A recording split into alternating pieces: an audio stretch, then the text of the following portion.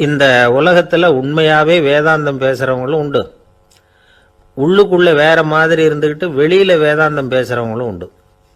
ஒரு ஆள் இருந்தார். அவரும் ஒரு கடை வச்சு வியாபாரம் பண்ணிக்கிட்டு இருந்தார். மகா கஞ்சன், யாருக்கும் எந்த உதவியும் செய்ய மாட்டார். எச்சில் கையென்ன ஈர கையை கூட உதற மாட்டார். அப்படிப்பட்ட மனுஷன். அந்த ஊருக்கு ஒரு முனிவர் வந்துக்கிட்டு இருந்தார். வருஷத்துக்கு ஒரு தடவை வருவார். ஒரு நாள் 2 நாள் இருப்பார், அப்புறம் போயிடுவார். அந்த முனிவர் வர்றப்போலாம் இந்த ஆள் எழுந்திரிச்சு ஓடி போய் அவரை வரவேற்பான். ரொம்ப பெரிய வேதாந்தி மாதிரி அவர்கிட்ட பேசிக்கிட்டு இருப்பான். காயமே இது பொய், வெறும் காற்றடைத்த பையும்மா, தர்மம் தலைகாக்கும்மா. பணம் என்ன சார் பணம், இன்னைக்கு ஒருத்தன் கையில் இருக்கும், நாளைக்கு ஒருத்தன் கையில் இருக்கும், எல்லாம் மாயம். எனக்கு தான் இன்னமும் இந்த சம்சார பந்தத்திலிருந்து விடுபடுறதுக்கு நேரம் வரலேம்பா. அந்த முனிவரும் இந்த ஆள் இப்படி சொல்கிறத கேட்ட உடனே, ஏப்பா அப்படி சொல்கிற, இப்போ கூட நீ சரின்னு சொல்லு, உனக்கு தீட்சை கொடுத்து இதிலிருந்து விடுபடுற ஞானத்தை போதிக்கிறேன் பார். உடனே அந்த ஆள் என்ன சொல்லுவான் தெரியுமா? ஐயோ சாமி, இப்போ அது எப்படிங்க முடியும், பிள்ளைங்கள்லாம் சின்ன சிறுசுங்க, அதுகளுக்கெல்லாம் ஒரு கல்யாணம் காட்சின்னு செஞ்சு கடமையை முடிச்சுட்டா நீங்கள் சொல்கிறபடி செஞ்சு விடலாமா. சரி, இன்னும் முனிவர் போயிடுவார். அடுத்த வருஷம் வருவார். இவன் வழக்கம் போல் வேதாந்தம் பேசுவான். சரி தீட்சை கொடுக்குறேன் வா அம்பார். பேரம்பேத்தியை பார்க்கணும், கோர்ட்டில் கேஸ் ஒன்று இருக்குது, அது முடியணும் அப்படின்னு தயங்க ஆரம்பிச்சிருவான். எல்லாம் சொல்லுவான், ஆனால் குடிக்கிறதுக்கு தண்ணி கூட கொடுக்க மாட்டான். ரொம்ப வருஷம் கழித்து மறுபடியும் ஒரு நாள் அந்த ஊருக்கு முனிவர் வந்தார். இவன் கடைக்கு வந்தார். அப்புறம் அங்கே கல்லாவில் நம்ம ஆள் இல்லை, அவன் புள்ள தான் உட்காந்துருக்கிறான். அப்பாவை போலவே புள்ளையும் எழுந்திரிச்சு ஓடியாந்து முனிவரை வரவேற்றான். அப்பா எங்கன்னு விசாரிச்சார் முனிவர். ஐயோ அதை ஏன் கேட்குறீங்க சாமி, உங்ககிட்ட தீட்சை வாங்கி இந்த சம்சார பந்தத்திலேருந்து விடுதலை பெறணும்னு சொல்லிக்கிட்டே இருப்பார், அது நிறைவேறாமலே போய் சேர்ந்துட்டார். போன மாதம் ஒரு நாள் திடீர்னு நெஞ்சு வலிக்குதுன்னார், அவ்வளவுதான் போட்டுன்னு போயிட்டார் அப்படின்னு புலம்புனான் பையன். இதை கேட்டதும் முனிவர் சிரிச்சாரான். அவன் எங்கடா போவான், உன் அப்பா எங்கேயும் போகல, இதோ வாழை ஆட்டிக்கிட்டு உன் காலடியிலே இருந்துக்கிட்டு இருக்கான் பார் அப்படின்னு சொல்லி அங்கே நின்றுக்கிட்டு இருந்த ஒரு நாயை சுட்டி காட்டினாரான். என்ன சாமி சொல்கிறீங்க அப்படின்னு ஆச்சரியமாக கேட்டிருக்கான் பையன். உடனே முனிவர் அந்த நாயோட தலையில் ஒரு தட்டு தட்டி பேசுகிறா அப்படின்னாரான். உடனே அந்த நாய் வேதாந்தம் பேச ஆரம்பிச்சுட்டு தான். காயமே இது போய் வெறும் காற்றடைத்த பைய அப்படின்னு தான். முனிவர் சொன்னார், அடே இப்போவும் ஒன்றும் கெட்டு போகல, நீ விரும்புனா சொல்லு, உனக்கு தீட்சை கொடுத்து என் பின்னாடியே அழைச்சிட்டு போயிடுறேன், அங்கே அழைச்சிட்டு போய் உனக்கு ஞானத்தை போதிக்கிறேன், வர்றியா அப்படின்னு கேட்டிருக்கார். உடனே அந்த நாய் சொல்லிச்சான், ஐயோ அதை ஏன் கேட்குறீங்க சாமி, நான் உண்ணாமல் தின்னாமல் ஏராளமான சொத்து சேர்த்து வச்சுட்டேன். என் பிள்ளைங்க அதோட பெருமை தெரியாமல் ராத்திரி நேரம்லாம் கதவை திறந்து போட்டுட்டு தூங்கிடுவாங்க. அதனால் இப்படி நாயாக பிறந்து ராத்திரி பகலாக சுற்றி சுற்றி காவல் காத்துட்டு கிடக்கிறேன். இப்போ எப்படி சாமி வர முடியும் அப்படின்னு கேட்டுதான். அறியாமையிலேயே சுகம் கண்டு இப்படி இருக்கிற ஆளுங்களுக்கு எப்படி விடுதலை கிடைக்கும், எப்போ விடுதலை கிடைக்கும் அப்படின்னு கேட்குறார் தசாவதானி, திருக்குறள் பேர் ராமையா. அவர் கேட்குறது நியாயம் தானே. இந்த காலத்து பையன் ஒருத்தன் அப்பா கிட்ட சொன்னான், அப்பா இன்னைக்கு நான் 1 ரூபா மிச்சப்படுத்தி விட்டேன் அப்படின்னு. நானும் அப்படியா, என்னடா பண்ணேன்னு கேட்டிருக்கார் அப்பா. டவுன் பஸ்ஸில் ஏறாமல் அது பின்னாடியே ஓடியாந்தேன், 1 ரூபா மிச்சம்தானே அப்படின்றான். அட பாவி, ஒரு ஆட்டோ பின்னாடி ஓடியாந்துருந்தா 10 ரூபா மிச்சமாயிருக்குமே, வேஸ்ட் பண்ணிட்டியே அப்படின்னாரான் அந்த அப்பா. பிரிட்டிஷ் ஆட்சி நடந்துகிட்டு இருந்த காலம் 1920களின் கடைசி. அப்போ நடந்த ஒரு உண்மை நிகழ்ச்சி இது. ஒரு கல்யாண மாப்பிள்ளை ரயிலில் இறங்க போகிறார். அவரை வரவேற்க ஒரு ராஜ குடும்பமே காத்துக்கிட்டு இருக்குது. மங்களூர்லேருந்து இறங்குற அந்த மாப்பிள்ளை யார் தெரியுமா? ஒரு நாய். உண்மைதான், அந்த நாய்க்கு தான் கல்யாணம். சுதேசி சமஸ்தானத்து மன்னர்களில் ஒருத்தர் ஜூனாகட் மகாராஜா, அவரோட வளர்ப்பு நாய் ரோஷனாரா, அதுக்கு கல்யாணம் பண்ணி வைக்கணும்னு ஆசைப்பட்டார். மாப்பிள்ளை தேடினார். மங்களூர் மகாராஜாவோட வளர்ப்பு நாய் ஒன்று இருந்தது, பேரு பாபி. இது 2க்கும் கல்யாணம் நடத்த முடிவு பண்ணார். திருமணத்துக்கு வேண்டிய எல்லா ஏற்பாடுகளையும் பண்ணுங்க அப்படின்னு உத்தரவு போட்டார். ஆயிரக்கணக்கான அழைப்புதழ்கள், பல சமஸ்தான மன்னர்கள், ஜமீன்தார்கள், பிரிட்டிஷ் அதிகாரிகள், பெரிய பணக்காரங்க, இப்படி நிறைய பேருக்கு அழைப்புதழ்கள் அனுப்பி வச்சாங்க. பத்திரிகையை பார்த்தவங்கெல்லாம் திகைச்சு போயிட்டாங்களாம். இருந்தாலும் என்ன பண்ணுறது, ராஜாவே அழைக்கிறார், போகாமல் இருக்க முடியுமா? அந்த சமயத்தில் நாட்டின் கவர்னர் ஜெனரலாக இருந்தவர் இர்வின் பிரபு, அவருக்கும் ஒரு பத்திரிகை போயிருக்குது. வாங்கி பார்த்ததும் அவருக்கு பயங்கர எரிச்சல். உடனே குப்பை தொட்டியில் போட்டுவிட்டாராம். மாட்சிமை தங்கிய பிரிட்டன் சக்கரவர்த்தியின் பிரதிநிதியான தன்னை கேவலம் ஒரு நாயின் திருமணத்துக்காக அழைக்கிறதா அப்படின்னு அவருக்கு ஆத்திரம். இருந்தாலும் கல்யாணம் பிரமாதமாக நடந்துதான். கல்யாணத்தன்னைக்கு பொண்ணுக்கு ஸ்பெஷல் குளியல், தண்ணீருக்கு பதிலாக வாசனை திரவியங்கள், பன்னீர், குளித்ததுக்கு அப்புறம் அலங்காரம், வைர மாலை, முத்து மாலை, ஏகப்பட்ட அலங்காரம். மாப்பிள்ளையை அழைக்கிறதுக்கு ரயில்வே ஸ்டேஷனில் ராஜ குடும்பமே காத்துக்கிட்டு இருக்குது. அவங்களோட வளர்ப்பு நாய்கள் 250. அத்தனை நாய்களுக்கும் பட்டு துணி போத்தி இருக்குது. முத்து வடங்கள் அணிவிச்சிருக்கிறாங்க. எல்லாம் ராஜ நாய்கள். அதுகளையும் வீதியில் நடக்க விடலையாம். அதுகளை சுமந்துக்கிட்டு போக அலங்கரிக்கப்பட்ட யானைகள் காத்துக்கிட்டு இருக்குதான். மாப்பிள்ளைக்கு வரவேற்பு எப்படி தெரியுமா? அது நடந்து வர்ற பாதை பூரா ரத்தன கம்பளம் விரிச்சிருக்குது. 2 பக்கமும் ராஜாங்க அதிகாரிகள் கைகட்டி நிற்கிறாங்க. அரசு படை வீரர்கள் அணிவகுப்பு மரியாதை செலுத்துகிறாங்க. அந்த நாய் ராஜ மரியாதையோடு நடந்து வருது. நகையெல்லாம் போட்டுக்கிட்டு வருது. திருமண மண்டபத்துக்கு வந்து சேருது. அங்கே கல்யாணம் அமோகமாக நடக்குது. இந்த திருமணத்தை முன்னிட்டு அந்த ஜூனாகட் சமஸ்தானத்துக்கு 3 நாள் விடுமுறை வேறு. கல்யாணத்துக்கு வந்திருந்தவங்களுக்கெல்லாம் ஏக தடபுடலாக விருந்து, நாட்டியம் எல்லாம் பிரமாதமாக நடந்து தான். இந்த கல்யாணத்தில் கலந்துக்க வந்திருந்த மற்ற சமஸ்தானத்து மன்னர்கள், திவான்கள், அரச குடும்பத்தினர், இப்படி அவங்க 700 பேராம்.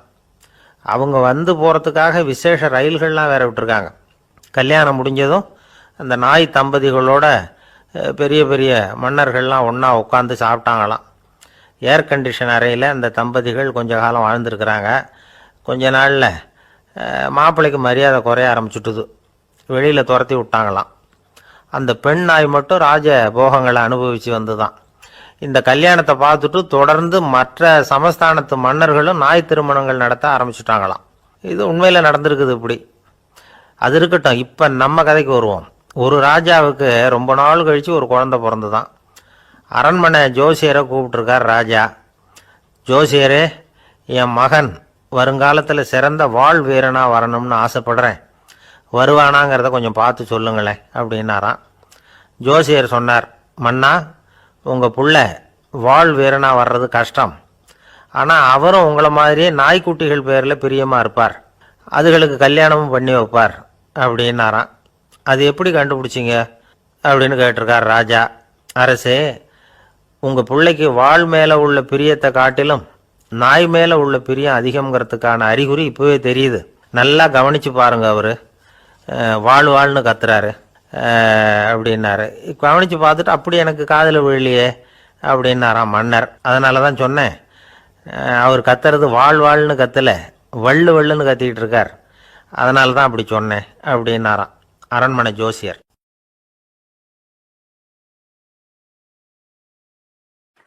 ஒரு நாள் காலை நேரம் ஒரு குரு படுக்கையை விட்டு எழுந்திருக்கிறார். உடனே சீடர்களை பார்த்து எல்லாரும் இப்படி வாங்கங்கிறார். எல்லாரும் வர்றாங்க வேகமாக. என்னங்க வேணும் உங்களுக்கு அப்படிங்கிற மாதிரி எல்லாரும் குருவை பார்த்தாங்க பயபக்தியோட. குரு அந்த சீடர்களை பார்த்து, இதை பாருங்கள், இப்போ நான் ஒரு சிக்கலான விவகாரத்தில் மாட்டிக்கிட்டு இருக்கிறேன், அதை நீங்கள் தீர்த்து வச்சா நல்லதுன்னார். சீடர்களுக்கு ஒன்றும் புரியல. என்ன இது, இவர் இப்படி சொல்கிறாரு? நமக்குள்ள எல்லா விவகாரங்களையும் தீர்த்து வைக்கிறவர் நம்ம குருநாதர். அவருடைய விவகாரத்தை நாம் தீர்த்து வைக்கிறதா? ஆச்சரியமாக இருக்குதே. குருநாதருக்கே சிக்கலா அப்படின்னு யோசனை பண்ண ஆரம்பித்தாங்க. இருந்தாலும் ரொம்ப பணிவாக கேட்டாங்க, சுவாமி, உங்களுக்கே சிக்கலா? இந்த உலகத்து சிக்கல்களுக்கும் சிரமங்களுக்கும் அப்பாற்பட்டவர் அல்லவா தாங்கள்? அப்படிப்பட்ட உங்களுக்கு சிக்கல்னா அது எப்படி அப்படின்னாங்க. எனக்கு ஏற்பட்டிருக்கிற சிக்கல் அவ்வளவு பெருசு, ரொம்ப பெரிய விவகாரம் அது அப்படின்னார் குரு. கொஞ்சம் விவரமாக சொல்லுங்க அப்படின்னாங்க இவங்க. இப்போ அந்த குரு விவரத்தை சொன்னார். அதாவது நேற்று ராத்திரி நான் ஒரு கனவு கண்டேன். அந்த கனவில் நான் ஒரு பட்டாம்பூச்சியாக மாறிட்டேன். அப்படி மாறி ஒவ்வொரு மலராக பறந்து போய் உட்காந்து தேன் சாப்பிட்டேன் அப்படின்னார். சீடர்கள் இதை கேட்டதும் ரொம்ப திகைச்சு போயிட்டாங்க. என்ன இது ஒரு பெரிய பிரச்சனையா? ஒரு சாதாரண கனவு கண்டதுக்காகவா இந்த காலை வேளையில் நம்மளையெல்லாம் குருநாதர் இவ்வளவு அவசரமாக கூப்பிட்டுருக்கார் அப்படின்னு நினச்சாங்க. இருந்தாலும் கேட்டாங்க, இதில் என்ன சிக்கல் சுவாமி? கனவுங்கிறது எல்லாருக்கும் வரத்தானே செய்யும் அப்படின்னார் ஒரு சீடர். சீடர்களே, பிரச்சனை அது இல்லை. நான் இன்னைக்கு காலையில் கண்ணு முழிச்சு பார்த்தப்போ நான் நானாக மறுபடியும் மாறிட்டேங்கிறத தெரிஞ்சுக்கிட்டேன். இதில் சிக்கல் என்னன்னா, இப்போ அந்த பட்டாம்பூச்சி தான் நானாக ஆயிட்டதாக கனவு கண்டுகிட்டு இருக்கா அப்படிங்கிறது தான். ஒரு மனுஷன் பட்டாம்பூச்சி ஆகிறதாக கனவு காண முடியுங்கிறப்போ அந்த பட்டாம்பூச்சியும் மனுஷன் ஆகிறதாக கனவு காண முடியும் இல்லையா? இப்போ எனக்கு யதார்த்த நிலை தெரியணும், எது நிஜம்னு தெரியணும். நேற்று ராத்திரி நான் கண்டது கனவா, அல்லது இது பட்டாம்பூச்சி கண்டுகிட்டு இருக்கிற கனவா? இதுதான் குரு கேட்ட கேள்வி. இதை கேட்டதும் சீடர்கள் ரொம்ப குழம்பி போயிட்டாங்க. சுவாமி, இது வரைக்கும் நாங்கள் தூங்குறப்ப பார்க்கறது கனவுன்னும் மூழ்கிட்டு இருக்கிறப்ப பார்க்கறது நனவுன்னு நம்பிக்கிட்டு இருக்கிறோம். இப்போ எங்களை ரொம்ப குழப்பிட்டீங்க, இதுக்கு பதில் சொல்ல எங்களுக்கு சக்தி இல்லை அப்படின்னு சொல்லிவிட்டாங்களாம். அதுக்கப்புறம் அந்த குரு சொன்னாராம், நினைவு தான் முக்கியமான அம்சம். முடிவு கட்டம்னா பகலின் நினைவுகளை விட இரவின் கனவுகளே ரொம்ப உண்மை. ஒருத்தன் தூங்க போனால் தூங்கிக்கிட்டே இருந்தால் அவன் காணும் கனவு பொய்ங்கிறத அவன் உணர மாட்டான். ஒவ்வொரு கனவும் காணும் பொழுது அது ரொம்ப உண்மையாக தான் தெரியுது. ஒரு கனவு கூட உண்மை இல்லைன்னு கனவுல தோன்றுவதே இல்லை அப்படின்னார் குரு. அகில வாழ்வு அத்தனையும் சொற்பனம் கண்டாய் அப்படிங்கிறார் தாயுமானவர். ஆகையினால நம்ம கனவுலேருந்து நாம் என்னைக்கு முழிச்சிக்க போகிறோம் அப்படிங்கிறது தான் ஒரு முக்கியமான கேள்வி. ஒருத்தர் வந்தார், காலில் கட்டோடு வந்தார். என்னங்க காலில் கட்டுன்னு? சார், நேற்று ராத்திரி தூக்கத்தில் எங்கள் வீட்டு கூரையில் ஏணியை சாத்தி வச்சு இறங்கினப்போ வழுக்கி விழுந்து காலை உடச்சிக்கிட்டேன்னார். உங்கள் வீட்டில் தான் ஏணியே கிடையாது சார் அப்படின்னு. உண்மைதான் சார், நான் கீழே விழுந்து முழிச்சுக்கிட்டதுக்கு அப்புறம் தானே ஏணி இல்லைங்கிறது எனக்கு ஞாபகம் வந்தது அப்படின்னார்.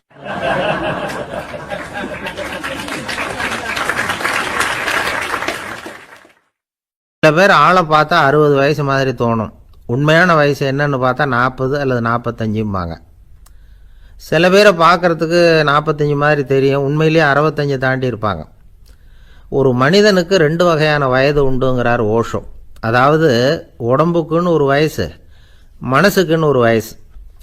முதல் உலக மகாயுத்தம் நடந்தது இல்லையா, அது முடிஞ்சதுக்கு அப்புறம் முதல் தடவையாக மனிதனின் மூளை வளர்ச்சியை பற்றி மனநல வைத்தியர்கள் ஒரு கணக்கெடுப்பு சோதனை நடத்தினாங்களாம். அது வரைக்கும் மனிதனுக்கு 2 வகையான வயது உண்டுன்னு யாரும் சிந்திச்சதே இல்லையா. அந்த உலக மகாயுத்தம் முடிஞ்சதுக்கு அப்புறம் மனிதனுடைய சராசரி மனதின் வயதை கணக்கிட்டு பார்க்கும் பொழுது அவங்களுக்கெல்லாம் ரொம்ப அதிர்ச்சியாக இருந்துதான். ஏன்னா அது ரொம்ப பின்தங்கிய நிலையில் இருந்திருக்கு, வளர்ச்சி அடையாத நிலையில் இருந்திருக்கு. அவங்க கண்டுபிடிச்ச பிரகாரம் அப்போ மனசோட சராசரி வயசு என்ன தெரியுமா? 14. அப்படின்னா பார்த்துங்க, உடல் ரீதியாக ஒருத்தரோட வயசு 70 கூட இருக்கலாம், ஆனால் மனசோட வயசு 14 தான். இதுக்கு நேர்மாறாக அமைஞ்சு போச்சுன்னு வச்சுங்க. அதாவது ஒருத்தருக்கு உண்மையிலேயே 14 வயசு, அதாவது உடலோட வயசு 14, அவரோட மனசின் வயசு 70ன்னு வச்சுக்கோங்க. இப்படி அமைஞ்சுட்டுதுன்னா அவர் சீக்கிரம் ஞானத்தன்மை அடைஞ்சிருவார் அப்படின்னு அர்த்தம். இப்போ நமக்கெல்லாம் உடம்போட வயசு மனசோட வயசு ரெண்டும் ஒன்றா இருந்துட்டா அதுவே போதும், அதுவே பெரிய விஷயம். இப்போ எமர்சன் கிட்ட போய் ஒருத்தர் கேட்டாராம், உங்கள் வயசு என்ன அப்படின்னு. அவர் உடனே பதில் சொல்லியிருக்கார், 360 வருஷம் அப்படின்னாராம். கேட்டவர் குழம்பி போயிட்டார். அவர் என்ன சொல்கிறாரு, 360 வயசா? என்ன நம்ம காதில் தான் சரியாக விழலையா? எமர்சன் எப்பவும் உண்மையை பேசுகிற ஒரு சிறந்த அறிவாளி, அவர் இப்படிலாம் பொய் சொல்ல மாட்டாரே அப்படின்னு ஒரு யோசனை பண்ணிக்கிட்டே இவர் மறுபடியும் அவர் கிட்ட போனாராம். ஐயா, நீங்கள் சொன்னது சரியாக என் காதில் விழலை, அதனால் மறுபடியும் கேட்குறேன், உங்கள் வயசு என்ன அப்படின்னாராம். எமர்சன் மறுபடியும் சொல்லியிருக்கிறார் 360 வருஷம்னு.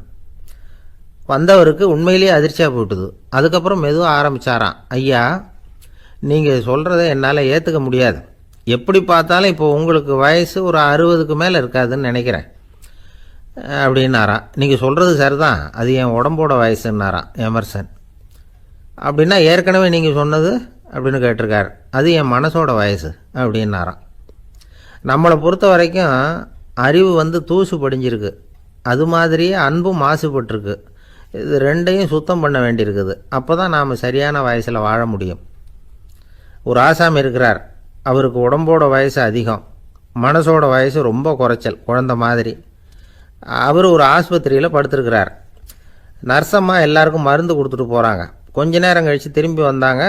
அப்போ இவர் அந்த அம்மாவை கூப்பிட்டு சொல்கிறார், இதை பாருங்கள் சிஸ்டர், நீங்கள் எல்லாருக்கும் சின்ன சின்ன மாத்திரையாக கொடுத்துட்டு எனக்கு மட்டும் நீளமான மாத்திரையாக கொடுத்துட்டீங்க, முழுங்கிறதுக்கு ரொம்ப கஷ்டமாக போச்சு, இனிமேல் எனக்கும் சின்ன மாத்திரையாக கொடுங்க சிஸ்டர் அப்படின்னாராம். அந்த அம்மா உடனே அதிர்ச்சி ஆகி தலையில் அடிச்சுக்கிட்டாங்களாம். நான் கஷ்டப்பட்டு மாத்திரையை முழுங்கினத்துக்கு நீங்கள் ஏமா தலையில் தட்டிக்கிறீங்க அப்படின்னு கேட்டிருக்காரு இவர். இதுக்கு அவங்க சொல்லியிருக்கிறாங்க, நான் உங்களுக்கு கொடுத்துட்டு போனது மாத்திரை இல்லைங்க, அது தெர்மாமீட்டர் அப்படின்னாங்களாம்.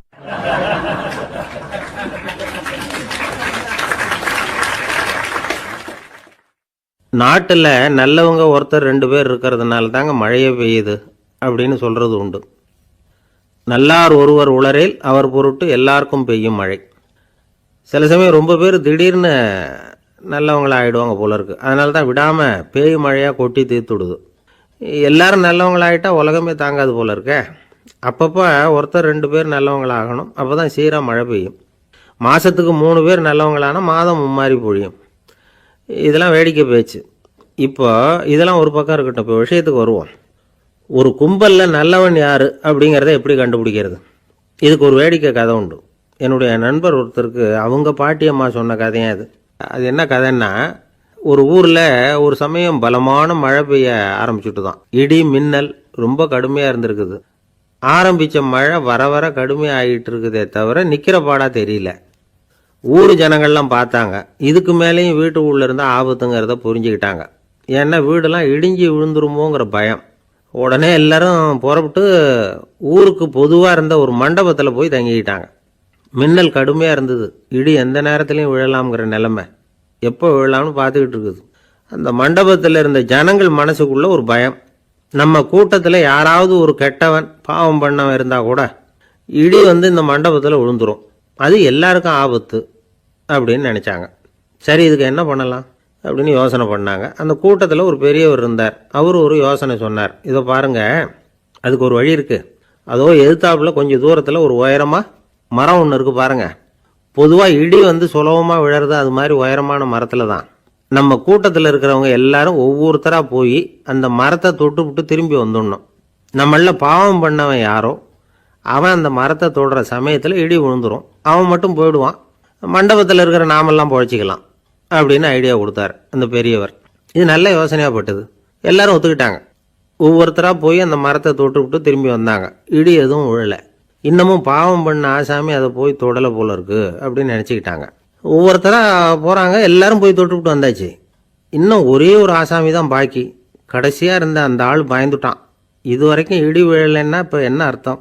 இப்போ நாம தான் பாக்கி, நாம தான் தப்பு பண்ண ஆள் போல இருக்கு அப்படின்னு நினச்சிட்டான். அதனால் துணிச்சலாக போய் தொடுறதுக்கு பயந்தான், தயங்கிக்கிட்டே இருந்தான். இருந்தாலும் மற்றவங்கள்லாம் சும்மா இருப்பாங்களா? கட்டாயப்படுத்தி கழுத்தை பிடிச்சி தள்ளாத குறையா அவனை தள்ளி விட்டாங்க, போய் தொட்டுட்டு வாடான்னு. அவன் நடுங்கிட்டே போய் அந்த மரத்தை தொட்டான். அதே வினாடி ஒரு பயங்கரமான மின்னல் இடி விழுந்துட்டுது. எங்கே விழுந்தது தெரியுமா? அந்த ஆள் மேலே இல்லை, மண்டபத்தில் விழுந்தது. மண்டபத்தில் இருந்தவங்க பூரா காலி. அந்த ஒரு ஆள் மட்டும் புழைச்சிக்கிட்டான். இந்த ஒரு ஆளை காப்பாற்றுறதுக்காக தான் இடி மண்டபத்தில் விழாமல் இருந்திருக்குது. இதுதான் கதை. அதனால் நல்லவங்க எப்படியும் தப்பிச்சுக்குவாங்க அப்படிங்கிறது ஒரு நீதி.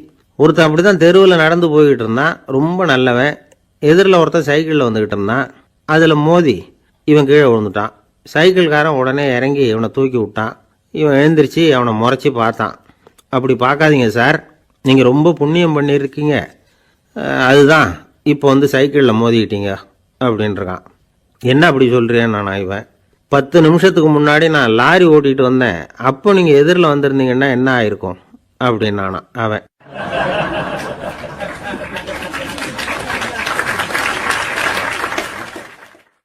எனக்கு அதிர்ஷ்டமே இல்லை சார் அப்படின்னார் ஒருத்தர். ஏன் அப்படி சொல்கிறீங்கன்னு கேட்டோம். வியாபாரம் பண்ணலாம்னு ஒரு கடை வச்சேன், வேண்டிய போட்டவங்க கூட என் கடையில் எதுவும் வாங்க மாட்டேங்கிறான், எல்லாரும் அடுத்த கடைக்கு தான் போகிறான் அப்படின்னு சொல்லி ரொம்ப அழுத்துக்கிட்டார். இதுக்கு போய் அதிர்ஷ்டம் இல்லைன்னு சொல்லாதீங்க, வாடிக்கையாளர்களை கவர்றது எப்படிங்கிறது உங்களுக்கு தெரியல, அதுதான் குறை அப்படின்னும். சார், உங்களுக்கு தெரிஞ்ச அந்த ரகசியத்தை எனக்கும் கொஞ்சம் சொல்லி கொடுங்களேன் அப்படின்னார். சரி, உங்கள் காதை இப்படி கொடுங்க அப்படின்னு சொல்லி அது சம்பந்தமாக பெரிய வல்லுநர்கள் சொல்லியிருக்கிற கருத்துக்களை அவர்கிட்ட சொல்ல ஆரம்பித்தோம். அதாவது இந்த வாடிக்கையாளர்களை கவர்றதுக்கு வல்லுநர்கள் பல ஆலோசனைகளை ஏற்கனவே சொல்லி வச்சுருக்கிறாங்க. அது சம்மந்தமாக அனுபவப்பட்டவங்க, அதை தெரிஞ்சு வச்சுக்கணும். அதாவது கடை வச்சுருக்கிறவங்க எல்லாரும் இதை கொஞ்சம் காதில் வாங்கி வச்சுக்கணும். எதை இப்போ சொல்ல போகிறத.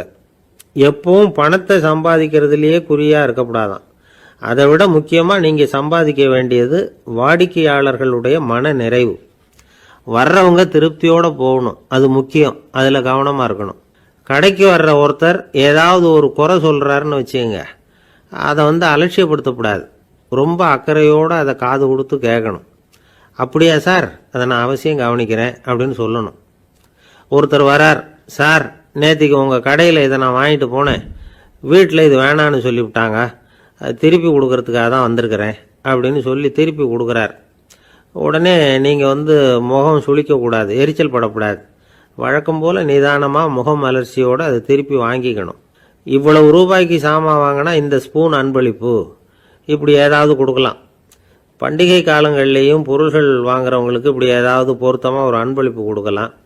நீங்கள் கொடுக்கறது ஒரு சர்வசாதாரணமான பொருளாக இருந்தால் கூட அது வாங்குற ஒரு மனசில் ஒரு மகிழ்ச்சியை ஏற்படுத்தும். எதுவும் உங்களால் கொடுக்க முடியலன்னா உங்கள் முகம் நிறைஞ்ச சிரிப்பையாவது கொடுங்க, அது போதும். உங்கள் கடையில் இல்லாத ஒரு பொருளை வாடிக்கையாளர் கேட்குறார், உடனே இல்லைன்னு முகத்தில் அடித்தது மாதிரி சொல்லிடக்கூடாது. கொஞ்சம் உட்காருங்க சார் அப்படின்னு சொல்லி உங்கள் பணியாளர் யாரையாவது அனுப்பி வெளியிலேருந்து வாங்கிட்டு வர சொல்லி அவர்கிட்ட கொடுக்கலாம். சில பேர் உங்கள் கடைக்கு வரும்பொழுது அவங்க வீட்டு குழந்தைகளையும் கூப்பிட்டுக்கிட்டு வர்றாங்கன்னு வைங்க. நீங்கள் என்ன செய்யணும்னா அந்த குழந்தைகளை முதல்ல கவனிக்கணும். அது கன்னத்தை கிள்ளணும், அதுக்கிட்ட விளையாடணும், அதுக்கு ஏதாவது மிட்டாய் பிஸ்கட் எதையாவது கொடுத்து அது கவனத்தை கவரணும். அதுக்கப்புறம் பெரியவங்களை கவனிக்கலாம். உங்கள் கடையில் வேலை செய்கிற பணியாளர்கள் சுத்தமாக இருக்கணும், சிரித்த முகம், சுறுசுறுப்பு, இது ரெண்டும் அவங்களுக்கு தேவை. அழுது வடிஞ்சிக்கிட்டு இருக்கக்கூடாது. அப்புறம் இன்னொரு விஷயம், அதிகமாக பொருள் வாங்குற ஒருத்தர்கிட்ட அதிக மரியாதையாகவும் குறைச்சலாக பொருள் வாங்குறவர்கிட்ட வேறு விதமாகவும் நடந்துக்கக்கூடாது. எல்லாருக்கிட்டையும் சமமாக நடந்துக்கணும். 5 ரூபாய்க்கு வாங்கினாலும் சரி, 500 ரூபாய்க்கு வாங்கினாலும் சரி, அவங்கக்கிட்ட நீங்கள் காட்டுற மரியாதையில் வித்தியாசம் இருக்கக்கூடாது. எல்லாத்துக்கும் மேலே உங்கள் கடையில் ஒரு பொருள் வாங்கினா அது உண்மையானதாக இருக்கும், தரமுள்ளதாக இருக்கும் அப்படிங்கிற நினைப்பு ஜனங்களுக்கு வரணும். அதனால் தரமான பொருளையே நீங்கள் உங்கள் கடையில் வச்சுருக்கணும். இது வரைக்கும் நான் சொன்னதையெல்லாம் கவனத்தில் வச்சுக்கிட்டு நீங்கள் கடையை ஆரம்பிச்சிங்கன்னா வியாபாரம் பிச்சுக்கிட்டு போகும். அப்படி போகலன்னா அதுக்கப்புறம் கேளுங்க. ஏன்னா இந்த யோசனைகள்லாம் அனுபவப்பட்டவங்க சொல்லியிருக்கிற யோசனைகள். இந்த யோசனைகளில் நீங்கள் எச்சரிக்கையாக இருக்க வேண்டிய ஒரு விஷயம் உண்டு. அது என்னங்கிறதையும் தெரிஞ்சு வச்சுக்கிறது நல்லது. என்னுடைய நண்பர் ஒருத்தர் வந்தார். சார், உங்கள் யோசனையை கேட்டதுனால நான் ஒரு அறை வாங்கினது தான் மிச்சம்னார். என்ன ஆச்சுன்னு கேட்டேன். எங்கள் கடைக்கு ஒரு பெரிய அம்மா குழந்தைய தூக்கிட்டு வந்தாங்க சார். உங்கள் யோசனைப்படி அந்த குழந்தையோட கன்னத்தை கிள்ளணும்னு முயற்சி பண்ணினேன். திடீர்னு அந்த நேரம் பார்த்து அந்த குழந்தை தலையை குனிஞ்சிக்கிட்டுது. என் கையை குழந்தையோட கன்னத்துக்கு பதிலாக அதை தூக்கிட்டு வந்தவங்க கன்னத்தை கிள்ளிவிட்டுது. அதுதான் இப்படி ஆயிட்டுது அப்படின்னார், கன்னத்தை தடவிக்கிட்டே.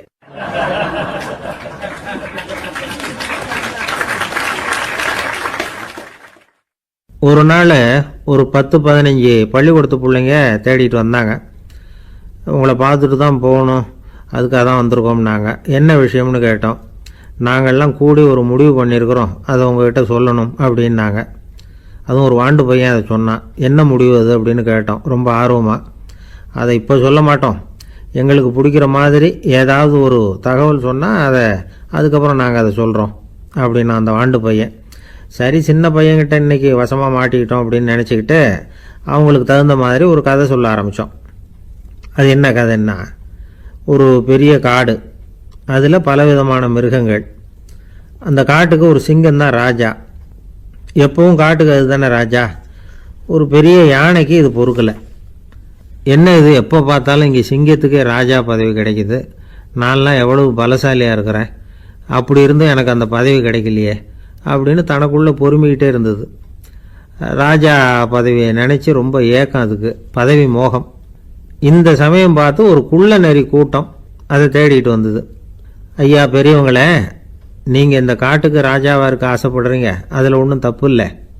ஆனால் அதுக்கு முன்னாடி நீங்கள் எங்கள் கூட்டத்துக்கு கொஞ்ச நாள் தலைவராக இருங்க, அதாவது ராஜாவாக இருங்களேன், உங்களுக்கும் ஒரு ட்ரைனிங் கிடைச்சது மாதிரி இருக்கும் அப்படின்னு சொல்லியிருக்குது இந்த கூட்டம், குள்ள நெறி கூட்டம். இதை கேட்ட உடனே யானைக்கு ரொம்ப சந்தோஷம் தாங்கலை. அதுதான் எப்போன்னு பதவிக்காக காத்துக்கிட்டு இருக்குதே. இருந்தாலும் கொஞ்சம் பிகுவோட, சரி நீங்கள்லாம் இவ்வளோ தூரம் என்னை தேடிட்டு வந்து கேட்கறதுனால மறுக்க முடியல அப்படின்னு ரொம்ப ஏதோ அவளுக்கு சிரமப்பட்டு ஒத்துக்கிறது மாதிரி ஒத்துக்கிட்டது. ஏதோ உங்கள் ஆசைக்கு கட்டுப்படுறேன், கொஞ்ச நாள் உங்கள் கூட்டத்துக்கு ராஜாவாக இருக்கிறதுக்கு சம்மதிக்கிறேன் அப்படின்னுது. உடனே அந்த யானை ராஜ நட போட ஆரம்பிச்சிட்டுது. யானை வந்து சாதாரணமாக நடந்தாவே எப்படி இருக்குங்கிறது நமக்கு தெரியும். அதுவே ராஜ நடந்தால் எப்படி இருக்கும் கற்பனை பண்ணி பாருங்கள். யானை முன்னாடி கம்பீரமாக போய்கிட்டு இருக்குது, தலைவர் இல்லையா, அதனால் குள்ள நரிகள்லாம் ரொம்ப அடக்கமாக அது பின்னாடி அணிவகுத்து போயிட்டு இருக்குது. ராஜா வாழ்க மன்னர் வாழ்க அப்படின்னு கோஷம் வேற.